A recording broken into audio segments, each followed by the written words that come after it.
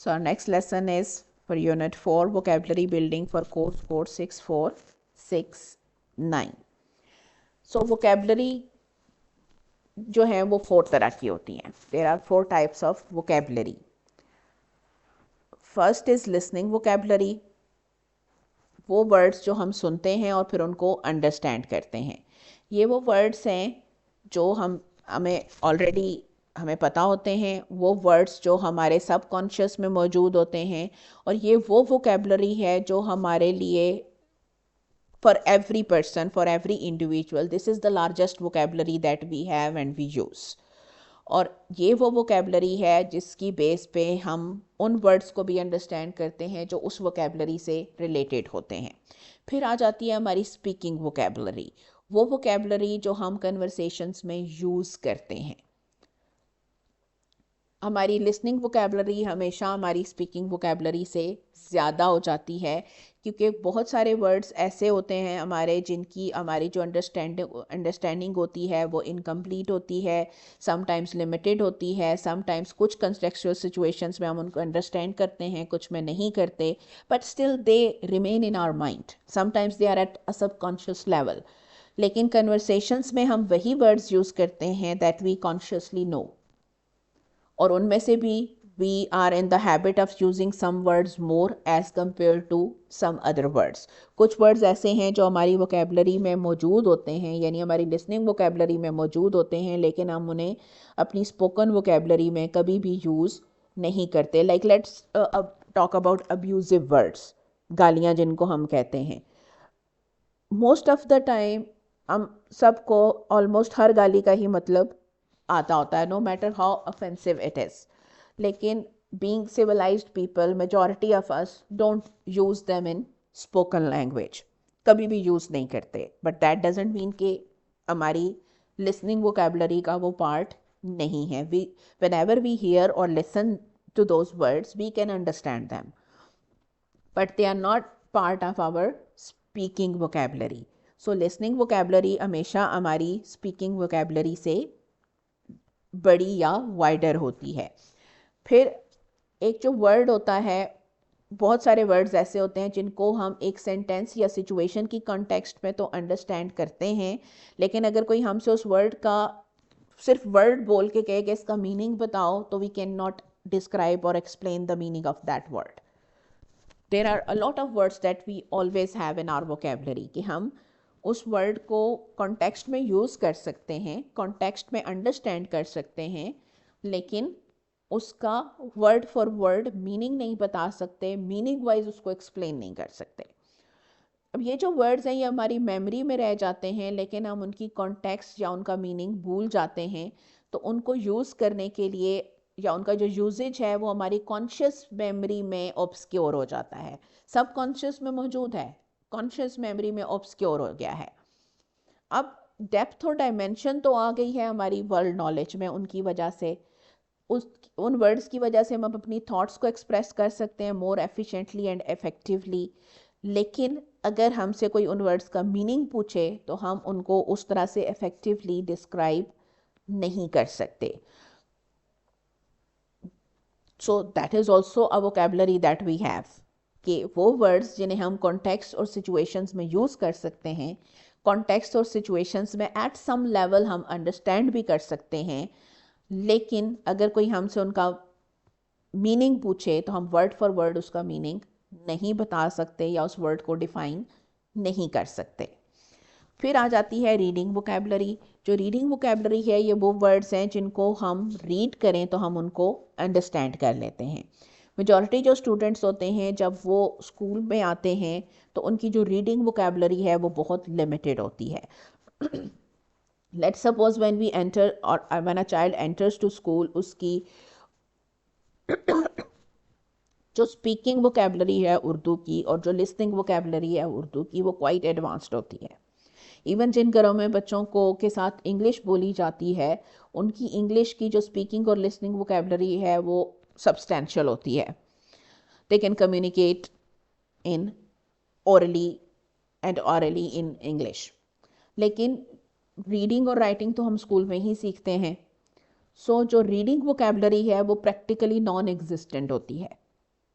So that means कि reading vocabulary is a separate thing as compared to listening and speaking vocabularies.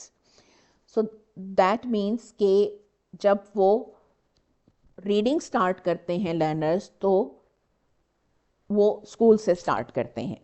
वहाँ पे वो reading या printed words को या रिटन वर्ड्स को रिकग्नाइज करना सीखते हैं. और हर साल जो लर्नर्स हैं वो अप्रॉक्सीमेटली 3000 न्यू वर्ड्स अपनी रीडिंग वोकेबलरी में ऐड करते हैं.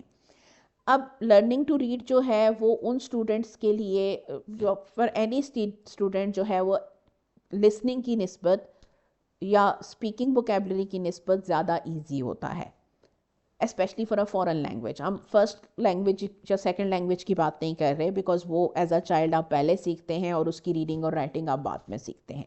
But when it comes to a foreign language, usually we learn it as an adult, तो और एज अ यंग लर्नर. तो उसमें क्या होता है कि आपकी जो लिसनिंग और स्पीकिंग है वो कंपैरेटिवली डिफ़िकल्ट होती है as compare to reading. Listening और रीडिंग जो है वो इंटरकनेक्टेड हैं. तो जितने वर्ड्स जो हैं हमारी लिसनिंग वोकेबलरी में ऐड होते हैं, उतनी ही हमारी रीडिंग वोकेबलरी को इंक्रीज़ करना हमारे लिए इजी हो जाता है. राइटिंग वोकेबलरी जो है वो डिपेंड करती है इस चीज़ पे कि कितने वर्ड्स हैं जिनको हम रिटन फॉर्म में एक्सप्रेस कर सकते हैं.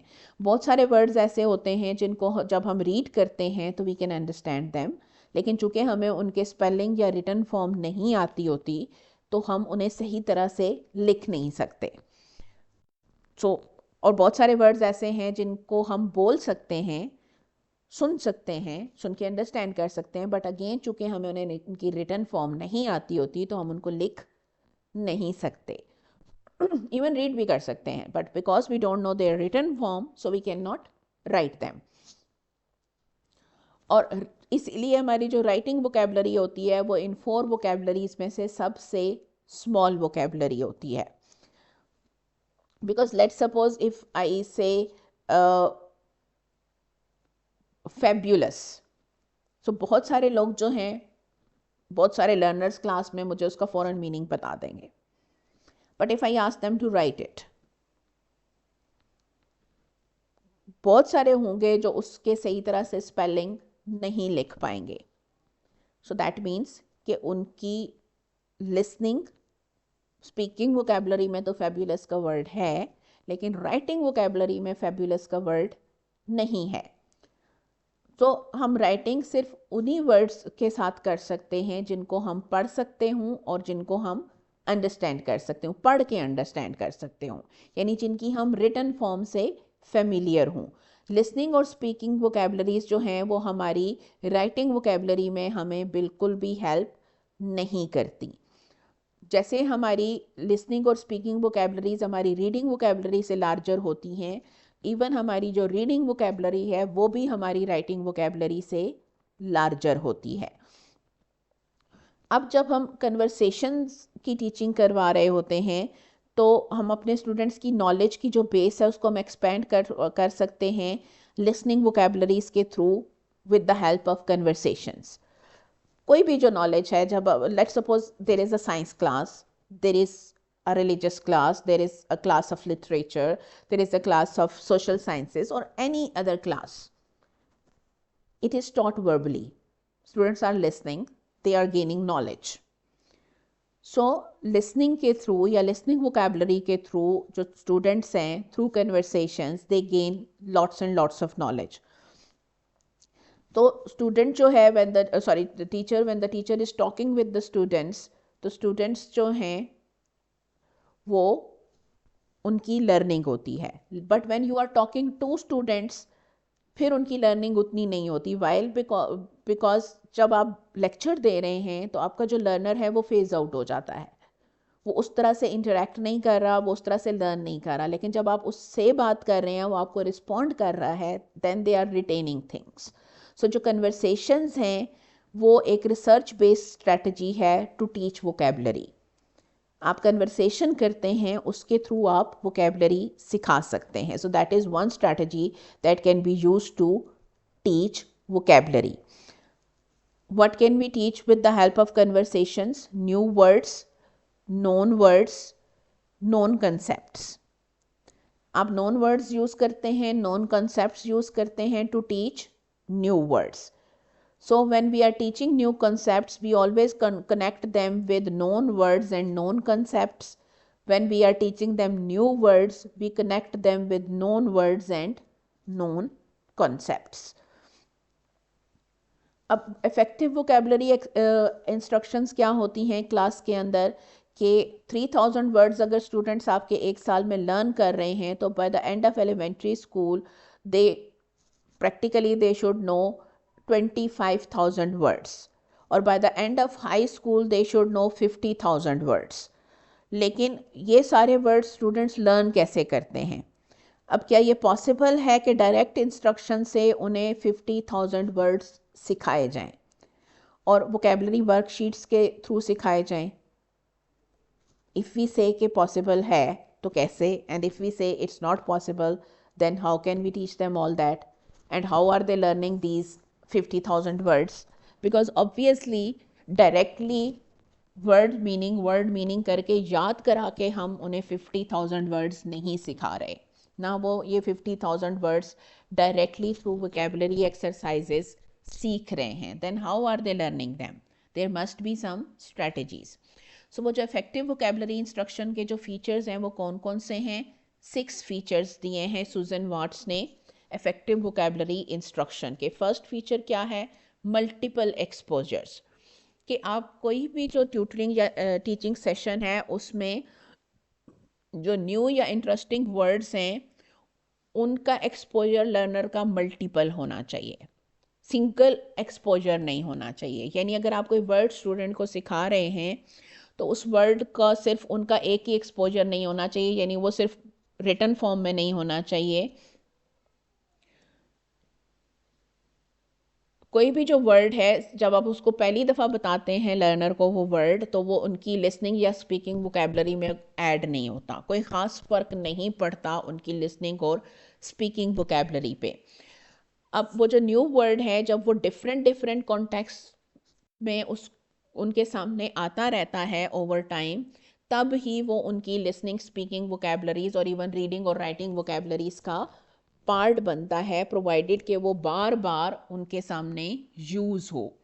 यानी मल्टीपल एक्सपोजर्स हो. सिर्फ एक दफ़ा उस वर्ड को यूज़ कर देने से वो लर्नर्स उस वर्ड को नहीं सीखते, चाहे आप उन्हें वर्ड मीनिंग की फॉर्म में याद करवा के उसके सेंटेंसेस आप उन्हें याद ही क्यों ना करवा दें, जब तक वो वर्ड डिफरेंट कॉन्टेक्स्ट में उनके सामने बार बार यूज़ नहीं होगा या वो उसे यूज़ नहीं करेंगे, they will not be able to retain it. Then meaningful context, यानी वर्ड्स जो हैं वो मीनिंगफुल कॉन्टेक्स्ट में यूज़ हों, रियल लाइफ कॉन्टेक्स्ट में यूज़ हों. जैसे हम रूटीन में ट्रेडिशनल वे में याद कराते हैं कि बच्चों को वर्ड्स मीनिंग्स याद कराए और फिर उनसे कहा कि एक सेंटेंस उस वर्ड का बनाएं. वो रियल लाइफ कॉन्टेक्स्ट नहीं है. मीनिंगफुल कॉन्टेक्स्ट में वो वर्ड्स यूज़ होंगे तभी रिटेन होंगे. फिर प्रायर नॉलेज. न्यू वर्ड्स हमेशा जो हैं वो प्रायर नॉलेज या कॉन्टेक्स्ट या कॉन्सेप्ट्स के साथ कनेक्ट होने चाहिए. अगर आइसोलेशन में न्यू वर्ड्स सिखाए जाएंगे, रिलेटेड टॉपिक्स के साथ कनेक्ट नहीं किए जाएंगे, तो भी उनकी रिटेंशन नहीं होगी. अगर हम कोई न्यू वर्ड लाइक मैग्नेटिज्म अगर हम इंट्रोड्यूस कर रहे हैं कि तो हम कैसे स्टार्ट कर सकते हैं कि व्हाट आर, जैसे साइंस में हम जब कोई न्यू कॉन्सेप्ट स्टार्ट करते हैं तो what are some things you know about magnetism. फिर जो उनके आइडियाज़ होते हैं वो हम बोर्ड पे लिख देते हैं, our new word today is magnetism. फिर उसके बाद हम उनको magnetism cause the steel rod to move toward the magnet. फिर इसके बाद नेक्स्ट जो आपकी कोई भी कॉन्टेक्स्ट होती हैं, from this sentence what do you think magnetism might mean. फिर वो उनसे उनके मीनिंग पूछता है. Magnetism is what we call the invisible force that pulls iron और steel things to a magnet. अब सिर्फ इसी छोटी सी एग्जांपल में एक मैग्नेटिज्म का वर्ड कितनी दफ़ा यूज़ हो चुका है. इतने एक्सपोजर के बाद भी ये जो स्टूडेंट्स हैं वो इसको रिटेन नहीं कर पाएंगे अनटिल अनलेस के कुछ टाइम के बाद उसी क्लास में या किसी और कॉन्टेक्स्ट में वो मैग्नेटिज्म का वर्ड दोबारा यूज़ ना करें. फिर रिलेशनशिप्स या कनेक्शंस के थ्रू वोकेबलरी सिखाई जाए, आइसोलेशन में ना सिखाई जाए। जो न्यू वर्ड्स हैं और जो नॉन वर्ड्स और कॉन्सेप्ट्स हैं उनके बीच कनेक्शंस और रिलेशनशिप्स क्रिएट किए जाएं। लाइक अगर आप ट्रांसपोर्टेशन का वर्ड इंट्रोड्यूस कर रहे हैं तो उनको आप कनेक्ट कर सकते हैं कि transportation comes from transport. Transport का मतलब होता है पर्सन्स या गुड्स को मूव करना from one place to another. तो इससे क्या हो रहा है, कनेक्शंस क्रिएट हो रहे हैं। इवन आप विजुअल्स यूज़ कर सकते हैं, जैसे पिक्चर्स यूज़ कर सकते हैं ताकि वो विजुअल की फॉर्म में वो जो वर्ड है वो उनके जहन में रह जाए। फिर सिनोनिम एंड एसोसिएशन, ये भी आप यूज़ करते हैं टू टीच वोकेबलरी। उसके लिए हम क्या करते हैं, inquisitive means curious, snooping, asking questions, wants to know, nosy. यानी एक वर्ड के हम मल्टीपल सिनोनिम्स प्रोवाइड करते हैं। एक कॉलम में हम सिनोनिम्स लिखते हैं, दूसरे कॉलम में हम उससे एसोसिएटेड वर्ड्स लिखते हैं। यानी उस वर्ड के साथ हम स्टूडेंट्स से पूछते हैं कि इस वर्ड के साथ वो कौन कौन सी चीज़ें एसोसिएट करते हैं, फिर हम उनकी लिस्ट बनाते हैं। फिर स्टूडेंट पेयर्स या ग्रुप्स में जो है वो काम कर सकते हैं और ये लिस्ट क्रिएट कर सकते हैं।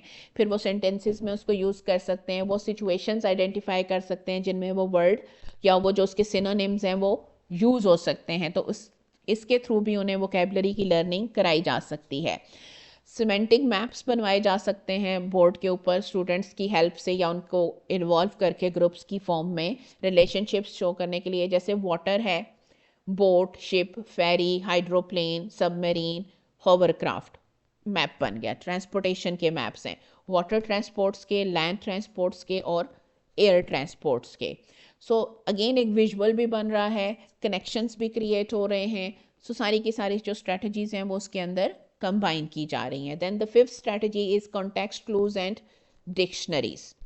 सो कॉन्टेक्स्ट क्लूज यूज़ किए जा सकते हैं, जैसे आप एक पैराग्राफ देते हैं स्टूडेंट्स को, वो पैराग्राफ पढ़ते हैं, उसके अंदर से फिर न्यू वर्ड्स को हाईलाइट किया जाता है and then you can ask students to identify the meanings of those words. Then later on the meanings are provided in more clear forms or definitions are provided in more clear forms, or the students can be asked to check the meanings of these words in the dictionary and then again read the text और फिर वो association create करें कि okay dictionary में इस word का ये meaning था तो इस टेक्स्ट के अंदर इस वर्ड का क्या मीनिंग है।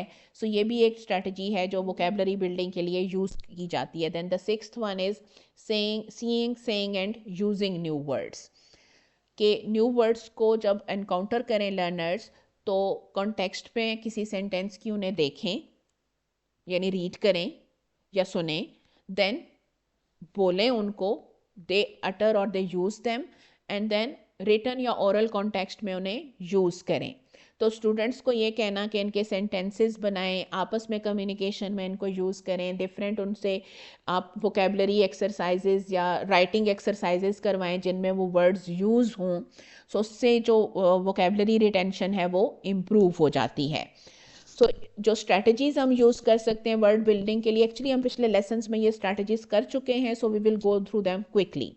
अगेन 6 स्ट्रैटेजीज़ हैं। वर्ड वॉल्स हम ऑलरेडी कर चुके हैं, सिमेंटिक मैप हमने अभी अभी किया है।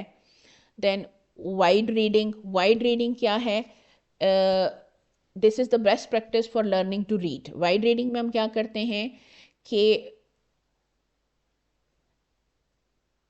हम स्टूडेंट्स को मटेरियल्स देते हैं डिफरेंट टॉपिक्स पे रीड करने के लिए या उस टॉपिक पे रीड करने के लिए जिससे रिलेटेड वोकेबलरी हम उन्हें टीच करना चाह रहे हैं। जैसे लेट्स सपोज कि हम उन्हें ट्रांसपोर्टेशन रीडिंग वोकेबलरी टीच करना चाह रहे हैं, तो हम ऐसे रीडिंग मटेरियल्स क्लास में लेके आते हैं जो ट्रांसपोर्टेशन से रिलेटेड हो। So then when the teachers students are reading those text, they are automatically encountering the vocabulary that is related to transportation. If we want to teach them about, let's suppose, market vocabulary, then we bring texts that are related to market. So उस तरह से हम उन्हें exposure दे सकते हैं through wide reading. फिर journals जो हैं लिटरेचर लॉग्स होते हैं, रीडिंग लॉग्स भी हो सकते हैं या रीडिंग जर्नल्स भी हो सकते हैं जिनमें प्री और पोस्ट रीडिंग एक्टिविटीज़ करवाई जाती हैं स्टूडेंट्स से, वर्क बुक्स हो सकती हैं। तो स्टूडेंट्स जो हैं जब वो एक टेक्स्ट को रीड कर लेते हैं तो उससे रिलेटेड जैसे उसमें कौन सी न्यू वोकेबलरी थी उसकी वो लिस्ट बना सकते हैं। फिर जो मीनिंग्स उन्होंने गेस किए और बाद में जो डिक्शनरी से जो उन्होंने मीनिंग्स फाइंड आउट किए उनकी लिस्ट वो उसमें इंक्लूड कर सकते हैं। फिर वो जो सेंटेंसेस में वो वर्ड्स यूज़ हुए थे उस टेक्स्ट के अंदर वो सेंटेंसेस और जो सेंटेंस वो खुद उस वर्ड का बना सकते हैं वो उसके अंदर वो नोट कर सकते हैं और वो एक पूरा एक जर्नल जो है वो वोकेबलरी का क्रिएट कर सकते हैं। that can also be used to teach vocabulary। फिर teacher language is also very important because teacher is the model. तो अगर टीचर ग्रेजुअली अपनी वोकेबलरी के अंदर न्यू वर्ड्स अपनी क्लास में इंट्रोड्यूस कराता रहेगा while talking to them while conversing with them, तो that can also help them learn and retain new words.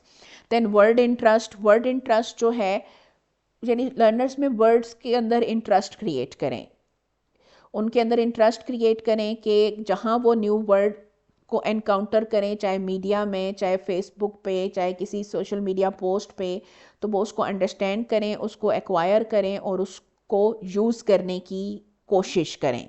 जब उनमें इंटरेस्ट डेवलप होगा तो वो जहाँ कहीं न्यू वर्ड सुनेंगे वो उसको अंडरस्टैंड करके यूज़ करने की कोशिश करेंगे। जो बाकी की स्ट्रेटजीज़ हैं वो इंशाल्लाह हम नेक्स्ट लेक्चर में देखेंगे। Hopefully so far it's clear. बाकी के आपके जो यूनिट्स हैं most on the most part they are repetition, so we will go through them quickly. I hope this one is clear.